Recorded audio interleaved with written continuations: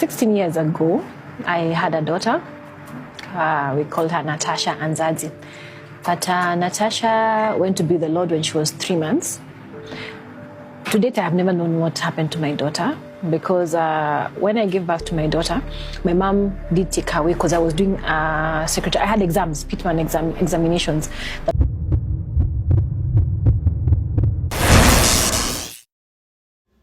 In Kenya, she is a household name, a face known for its radiant smile and professional voice.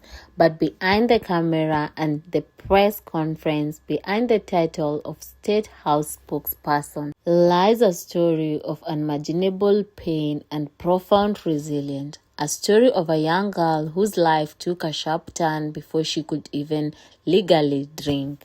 Today, we peel back the layer of headlines to explore the incredible journey of Kanze Dena, from depths of despair, unexpected pregnancy, and the ultimate sacrifice, to becoming one of Kenya's most iconic news anchor and the first woman who served as the president's official voice.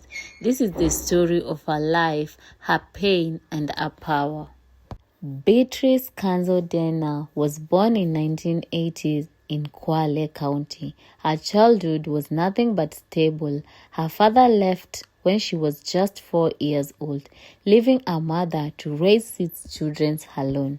As a young girl, Kanze battled low self-esteem, matured faster, and her bow legs made an easy target for ridicule from her classmates. The jibes chipped away at her confidence, a wall that would faster into her teenage years. After high school, she found love. Working as a waitress, she met a man who made her feel seen. But just 19, a year out of high school, she discovered she was pregnant. Mimi nikiwa mmoja wao, sikuzaa nikiwa na miaka 11, 15. Nilizaa nilikuwa na miaka 20. Nilikuwa nishamaliza shule lakini bado nilikuwa sijaolewa na nilikuwa sijaenda chuo kikuu. Nikashika mimba. Yes. Terrified of her strict mother reaction, she saw her world collapsing. The very first time I found out, the first thought was, I'm going to die. She would later confess, I had a harsh mother, and here I was, pregnant, out of wedlock. Despite she made a soul-crushing decision, she would give her baby up for adoption. She hid her pregnancy from everyone, moving into a college hostel to conceal a growing belly. She contacted pregnant counselors who arranged to take her baby immediately after birth. I was not supposed to hold the child to avoid forming a bond, she said. Nilijaribu kuificha ile mimba maana nilikuwa ninaogopa. Hasa nimeenda zangu college nikasema sitaki kwenda college ya kwenda na kurudi. Nikasema mimi mpeleke college ambapo nitakwenda kulala maana nilikuwa najua nilichokuwa nimekibeba. Madhira yangu kamili ilikuwa ni kumtoa yule mtoto for adoption, ambapo hiyo nalo ni option nyingine ambayo lazima tuelewe kwamba ipo. To avoid detection, she made an excuse to her aunt and grandmother about needing to wash clothes, and instead she took herself to Pumwani Hospital to give birth alone. But a twist of fate intervened. Midwife assigned to handle adoption was called to another emergency. A substitute, unaware of arrangement, placed a newborn baby in her arms. I gave birth quite fast, but right in between when I was laboring and the point where I gave birth, I think the lady who was supposed to have helped me give birth was called to attend to something. So someone else helped me have the baby, and they didn't have the information that my baby was to be adopted. And so they gave me my baby. And I walked to my bed. And I didn't have words. And I think before she would decide her next step, her mother and auntie arrived at the hospital. A concerned friend had tipped them off. Instead of anger, her mother showed compassion, embracing her and taking baby Natasha home to care for her, while Kanze finished college. For a brief moment, there was a light, but tragedy struck again. 3 months later, little Natasha died. Suddenly, in her mother's arm, she had shown no sign of illness, and the cause remained unknown. 16 years ago, I had a daughter. We called her Natasha Anzazi. But Natasha went to be the Lord when she was 3 months. To date, I have never known what happened to my daughter because when I gave birth to my daughter, my mom did take her away because I was doing secretary. I had exams, Pitman exam. I just woke up at night, and the one thing that stood out, my mom keeps saying that she never used to pass stool in the night. But this particular night, she woke up and she passed stool. And my mom says, I remember talking to her and asking her, hey, Anzazi, what do you want to show us this night? Why are you now in Swahili? Wataka kutuonyesha nini lakini? Mbona leo umekunya na usiku huu? Usiniletee mashaka mimi.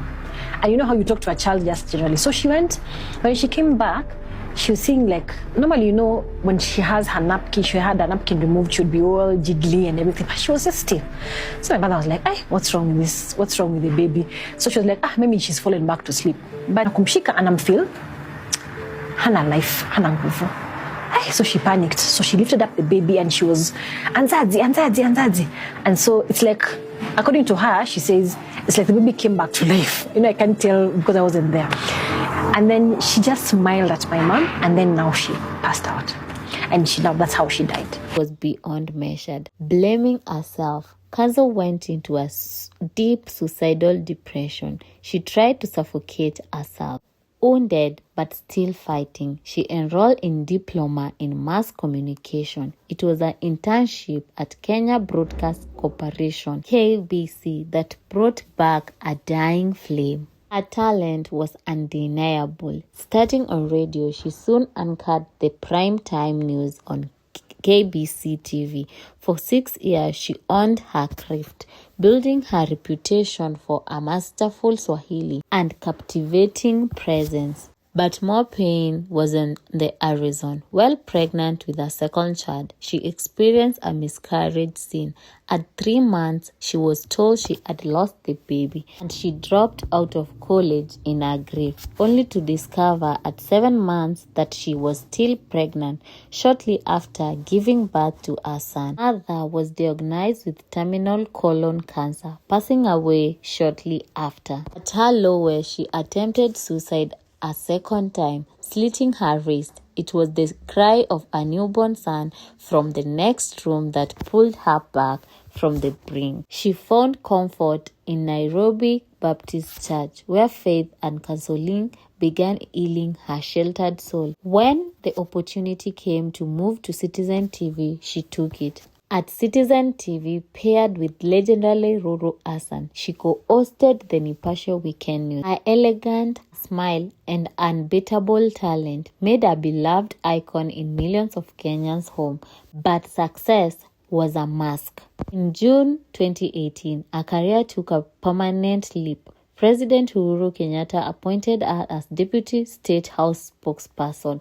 Her ascent was swift. By October, she was confirmed as the full State House spokesperson, head of Presidential Strategic Communication Unity. With this, she made history. She became the first woman in Kenya history to hold that powerful position. She was now the chief communicator for the most powerful offices in the nation. The girl who once battled suicide thoughts, who worked as a potato peeler and a waitress, who hides her pregnancy in fear, was now the official voice of President of Kenya. Tania saw her appeal, the same grace and professional she had in the newsroom, to a world of intense political pressure. In 2019, she married Nick Murara, finding a partner who supported her fight independence. She continued to co-parent her son. Conscious choice born from her belief that love, not obligation, should be the foundation